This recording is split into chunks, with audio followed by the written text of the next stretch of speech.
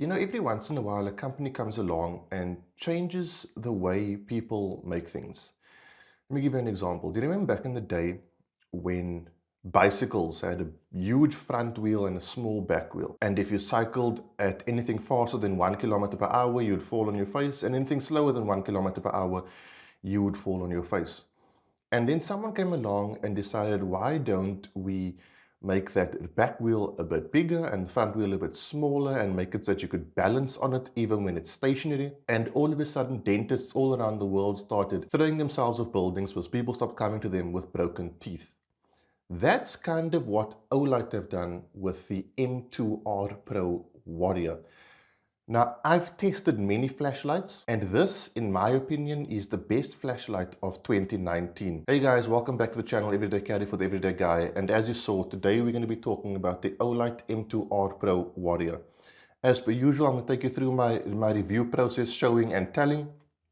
But first, let's get the boring bit out of the way. I've got to tell you what's in the box. Obviously, you get your M2R Pro Warrior. Disclaimer, usually Olight's picture on the box is the same size as the actual item. This is not the case.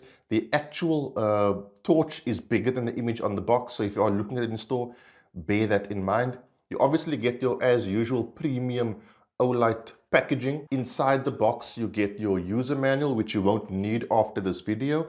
You get quite a beefy 21700 5000 milliamp rechargeable battery. You get your charging cable with a red face. Obviously, it is magnetic, as is the way of Olight. You get a lanyard, which I don't think anyone ever uses, but good for them for putting it in there. And you get a really nice pouch. I'm very impressed with the pouch they put in. Firstly, you got this sort of press stud situation going on here. This will hook onto your molly webbing on your backpack or plate carrier, whatever the case may be. Then you've also got a loop, which is quite tight, that you can slide your belt through, and it opens with a plastic clip, which is quite nice as opposed to the usual Velcro. So I quite like the pouch that this comes with. You also do get a pocket clip, which I'm going to talk a bit more about later on. So I'm going to take you through the modes. This flashlight has two function modes. You've got a side switch and you've got a tail switch. The tail switch is raised, which is a bit different for Olight. Usually Olight's tail switches are sort of flush, which works but isn't maybe the best for a tactical flashlight.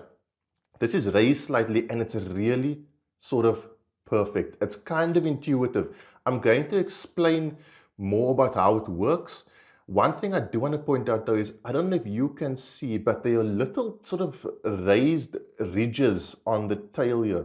This does two things. One, it allows for the circuit to be complete for your charger, but two, it allows you to stand the flashlight on the base without accidentally activating it. This tail switch is magnetic, so you can sort of stick it to things if you do want to do that. Especially when you consider the modes and the amount of battery life you get out of this, you could sort of use this as like a flood. If you are experiencing like a power outage and you just want sort of a constant night light, you can definitely do it with this guy.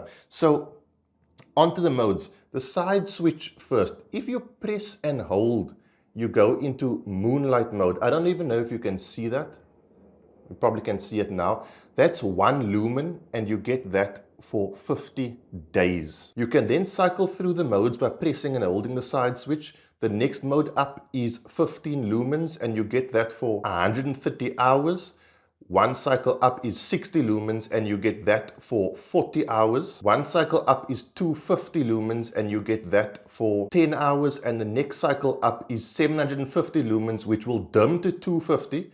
And you get that for 45 minutes. If you press and hold again, it'll go back to 15 lumens. Moonlight Mode isn't within the main functions, but if you press and hold to get Moonlight Mode, which is there, and you put the flashlight off and you tap it once again, it goes back to Moonlight Mode. So it's got a memory of where you left it last. And then from anywhere in any mode, if you double tap, it'll take it into Turbo Mode, which is 1800 lumens. You'll get that for 4.5 minutes. It'll then dim to 750 and then dim to 250, and you'll get that for about 45 minutes.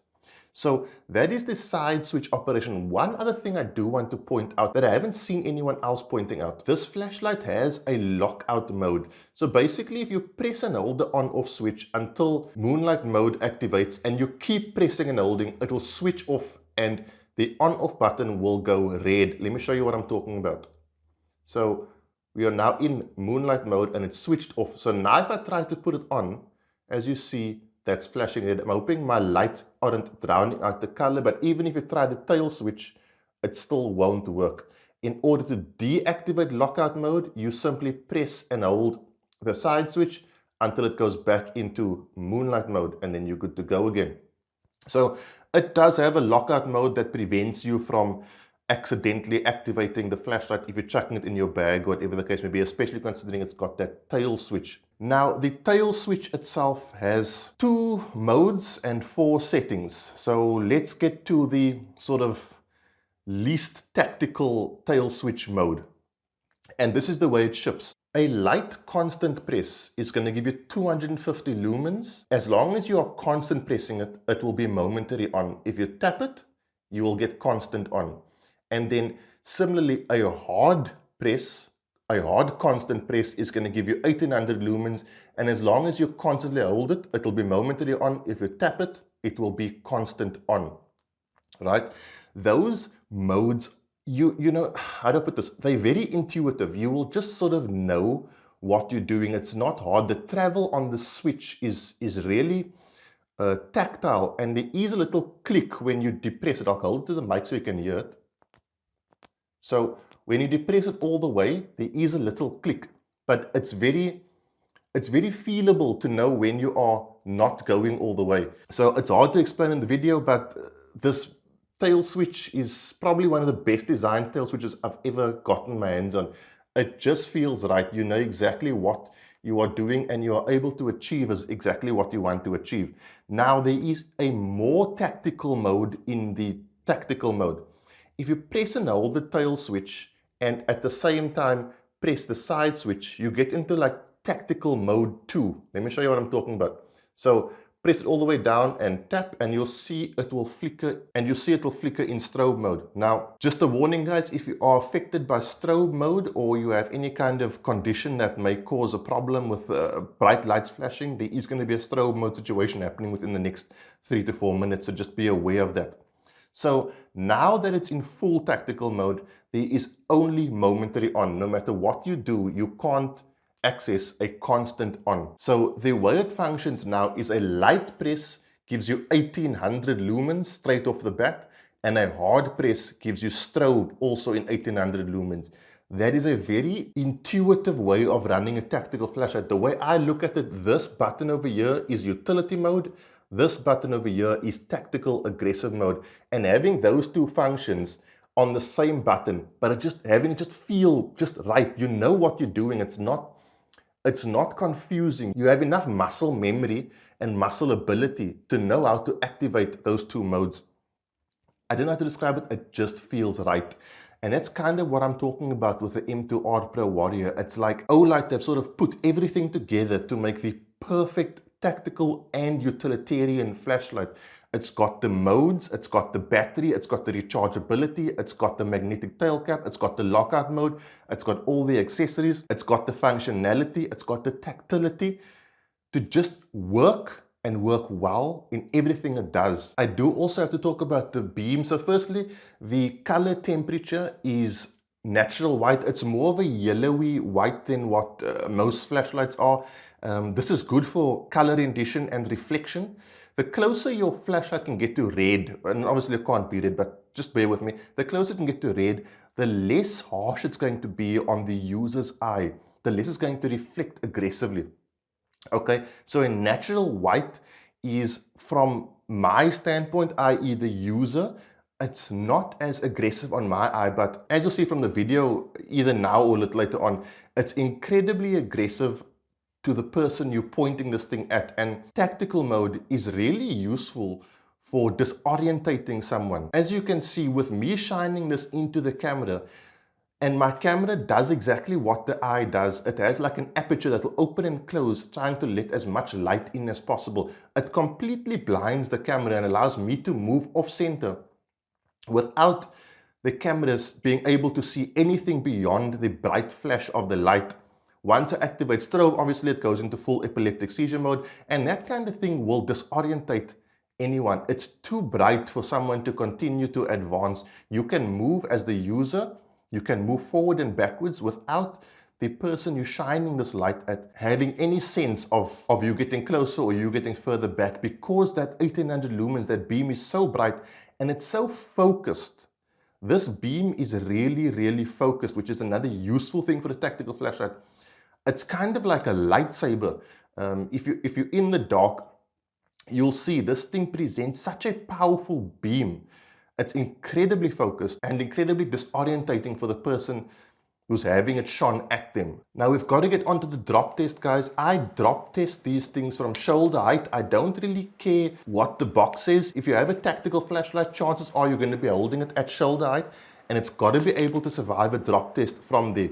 I also simulated dropping it out of my pocket because I can see how that might be a possibility sometimes, simply because taking it out of your pocket, it might slip out of your hand and drop out of your pocket. Obviously, it survived those just perfectly. As you guys know, I am testing gear more aggressively these days, simply because I want to present a review that gives the user an idea of what they can expect through the life cycle of their purchase.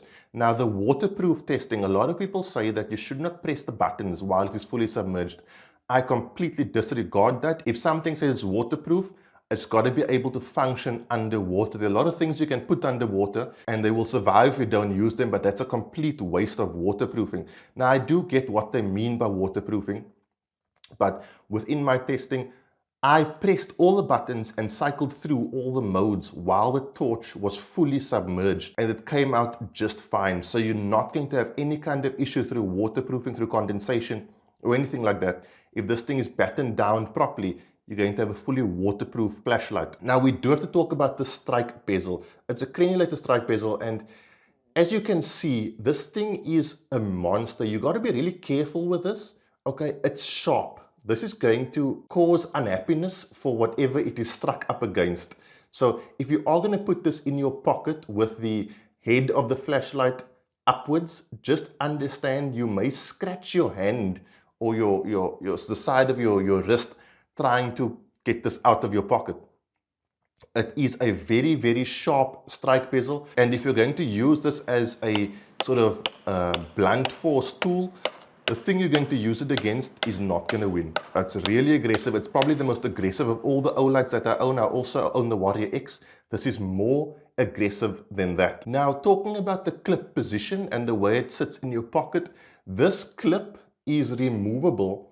And as you can see from the footage, there are like 3 or 4 or 5 different ways that you can carry this in your pocket. You can carry it with the head of the tail sticking out of your pocket a bit, or you can carry it with the head of the tail all the way sort of deep concealed in your pocket, and you can decide which way you want to carry it, with the bezel of the flashlight facing upwards or the bezel of the flashlight facing downwards. Guys, this flashlight's just become available in South Africa.